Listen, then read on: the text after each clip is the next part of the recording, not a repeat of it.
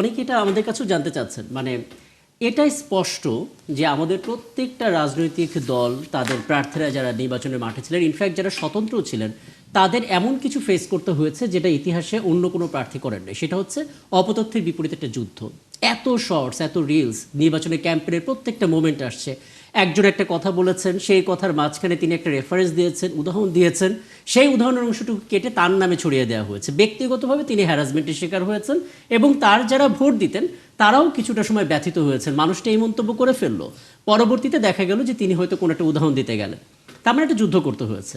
যিনি এখন সরকার গঠন করবে, যদি বিএনপি পুরোপুরি সরকার গঠন করে দায়িত্ব নেয়, শপথ নিয়ে কাজ শুরু করে দেয়, এই চ্যালেঞ্জ তো পাঁচ ছাড়বে না, বরঞ্চ অনেক কাজ করতে হবে। সেই কথাটাই তো আপনাকে বললাম যে আমাদের মধ্যে একটা মারাত্মক প্রবণতা তৈরি হয়েছে যে সোশ্যাল মিডিয়া অ্যাক্টিভিস্টদের ফলো করা। এই ফলোটার ব্যাপারে কিন্তু সরকারেরও এখন ঘরেই হবে বিয়ে বাড়ির পোলাও, যদি থাকে আকিজ এসেনশিয়াল সুগন্ধি চিনি গুঁড়া চাল। প্রচারণা দরকার আছে। আপনার সাথেও আগে অনেকবার এই অপতথ্য নিয়ে কথা হয়েছে, অনেকবার। তখন আমরা কিন্তু বারবার বলেছিলাম, আমি কিন্তু আপনাকে বারবার বলেছিলাম, এই কথাটা আবার মনে করে দিচ্ছি, সেটা হলো আমরা কিন্তু রাষ্ট্রীয় এজেন্সিগুলো, আমাদের রাষ্ট্রীয় স্ট্রাকচার কিন্তু প্রচুর প্রতিষ্ঠান আছে। আপনি ধরেন ইভেন ধর্মীয় প্রতিষ্ঠানগুলোর কথা আমি অনেকবার আপনাকে বলেছিলাম, ধর্মীয় প্রতিষ্ঠানগুলো, স্কুল কলেজগুলো, ইউনিভার্সিটি মানে শিক্ষা প্রতিষ্ঠানগুলো, এগুলোকে আমি মনে করি সামনে যারা সরকার গঠন করবে, যেভাবে দেখছি মনে হচ্ছে বিএনপি সরকার গঠন করবে, তো যদি বিএনপি সরকার গঠন করে তার জন্য এই বড় চ্যালেঞ্জটা মোকাবেলা করা সহজ হবে যদি সে এখনই এই সোশ্যাল মিডিয়াটাকে সিরিয়াসলি নেয় এবং এটার জন্য সে কি করে ধর্মীয় প্রতিষ্ঠানগুলো বাইতুল মোকাররমের অধীনে বা ইসলাম ফাউন্ডেশনের অধীনে যে সকল ধর্মীয় প্রতিষ্ঠান আছে তাদেরকে এই মেসেজটা দেওয়া যে এই যে ইনফরমেশন অপতথ্য ছড়ানো হচ্ছে সোশ্যাল মিডিয়ার মাধ্যমে, এটা যেন মানুষকে বারবার বলা খুদ্বার মধ্যে যে এটা অপতথ্য ছড়াতে পারছে। ইমামরা বললো, আবার কি করলেন, স্কুল কলেজের মাস্টাররা ক্লাসে গিয়েই বাচ্চাদের বললো, ছেলে মেয়েদেরকে বললো, জানো এরকম কত সরকার কাছে নির্দেশনা আসছে, এই যে অপতথ্যের কারণে রাষ্ট্র ক্রাইসিসে পড়তে পারে, সুতরাং তোমরা কিন্তু সবকিছু যাচাই বাছাই করে এটা শুনো। তো এটা যদি আমরা করি, রাষ্ট্র, বাংলাদেশ রাষ্ট্র এখন অনেক বেশি স্ট্যাবল রাষ্ট্র, যদিও আমরা মানে কিছু রাজনৈতিক নেতার কর্তৃত্ববাদী প্রক্রিয়ার কারণে কিন্তু আমরা রিস্কে পড়েছিলাম, মাত্র এক দুজনের কারণে কিন্তু আসলে। তো এটা রাষ্ট্রের নেচারটা কিন্তু ওই এক ব্যক্তি দিয়ে প্রভাবিত হয় না, কিন্তু আমরা দেখেছি যে আমাদের রাষ্ট্রটাকে অনেক চমৎকারভাবে সাজানো হয়ে গেছে অলরেডি। সেই রাষ্ট্রটাকে এখন শুধুমাত্র যদি আপনি এই অপতথ্য ছড়ানো থেকে মুক্ত করতে পারেন এবং অপতথ্য বিশ্বাস করা থেকে মুক্ত করতে পারেন, এটা একটা বড় চ্যালেঞ্জ।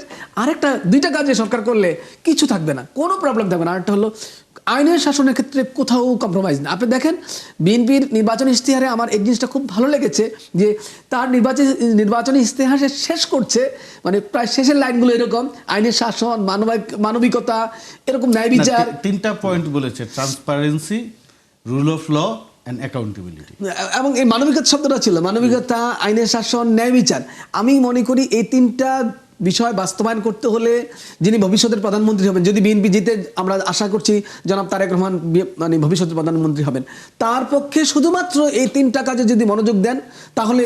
উনি তো এটা বলেছেন যে আমরা অনেক পরিকল্পনা করতে পারি, যদি আমাদের দুর্নীতি দমন করতে না পারি, আমাদের মানে স্বচ্ছতা না থাকে এবং রুল অফ ল না থাকে এবং জবাবদিহিতা না থাকে, তাহলে এগুলো পরিকল্পনা কোনো কাজ আসবে না। আপনি এত, আমি আর একটা মিনিট সময় নেই, এত উচ্চ কক্ষ, এত আনুপাতিক নির্বাচন কোনো কিছু আপনাকে রক্ষা করতে পারবে না। কারণ আমি এই কথা অনেকবার উদাহরণ দিয়ে বলেছি, সাউথ এশিয়ার প্রায় আপনি দেখেন নেপাল, শ্রীলঙ্কা কিন্তু মানে আনুপাতিক নির্বাচন থেকে ফিরে এসেছে, এবং আপনি দেখেন সবচেয়ে কর্তৃত্ববাদী রাষ্ট্র অনেকটাই পাকিস্তান, সেখানে দেখেন আনুপাতিক নির্বাচনও আছে, আবার এই উচ্চকক্ষ আছে, কোনো গণতন্ত্র কিন্তু আসছে না। সো এই ধরনের প্রতিষ্ঠান নির্মাণ করার মধ্য দিয়েই আপনি যে জিতে যাবেন, মানে আপনি যে ট্যাক্সই হয়ে যাবেন তা না। আপনাকে ট্যাক্সই হতে হলে প্রধান কাজ করতে হবে কি, যিনি প্রধানমন্ত্রী হবেন, যিনি প্রেসিডেন্ট হবেন, তাকে এই জেস্টার শো করতে হবে। আমি মনে করি তারেক রহমানের যেভাবে ক্যাম্পেইনটা ছিল এই গত 15 দিনের, এবং যেভাবে তিনি পিপলকে কানেক্ট করার চেষ্টা করেছেন, সেইটা যদি উনি ধরে রাখেন, এবং তার যে দীর্ঘদিন প্রবাস জীবনে থাকার কারণে তার যে পশ্চিমায় একটা লেসনও তার তৈরি হয়েছে, অভিজ্ঞতা তৈরি হয়েছে। তৃতীয়ত হলো তিনি 2007-8 সালে মানে যে কষ্টের মধ্যে দিয়ে গিয়েছেন, এবং সেই ফেসিবাদ, কর্তৃত্ববাদ, সেই ধরনের অত্যাচার যেন ফিরে না আসে, সেটা তার লেসন হতে হবে। তিনি কিন্তু তারেক রহমানের বড় সুবিধাটা হলো কি, উনি কিন্তু প্রচন্ড কষ্টের মধ্যে দিয়ে গিয়েছেন, মানে ব্যক্তি তারেক রহমান অনেক বেশি সাফার করেছেন। এই সাফারিংটার কারণে আমরা অন্যান্য অ্যাক্টিভিস্টদের ক্ষেত্রে বলি যে মাহবুব ভাইয়ের সঙ্গে আমি যুক্ত করতে চাই, তারেক রহমান সাহেবকে নিয়ে যেই পরিমাণ অপপ্রচার এবং ডিসইনফরমেশন আমি যে তথ্যটা আপনি দিতে পারি, 9 তারিখে 12ই ডিসেম্বর থেকে শুরু করে গত বছরের 9 ফেব্রুয়ারি পর্যন্ত রিউমার স্ক্যানার একটা প্রতিবেদন তৈরি করেছে, তফসিল ঘোষণা থেকে শুরু করে একেবারে ক্যাম্পেইনের শেষ দিন পর্যন্ত। সবচাইতে বেশি অপতথ্যের শিকার হচ্ছেন তারেক রহমান, জি। সবচাইতে বেশি অপতথ্যের শিকার হচ্ছে রাজনৈতিক দল হিসেবে বিএনপি, সেকেন্ড পজিশনে আছেন জামাতে আমির এবং না, এটা তো আপনি সাম্প্রতিক ঘটনা বললেন। উনার টোটাল পলিটিক্যাল কেরিয়ারটা যদি আমরা বিশ্লেষণ করি, যেই পরিমাণ মিথ্যা তথ্য উনাকে নিয়ে বলা হয়েছে বা ছড়ানো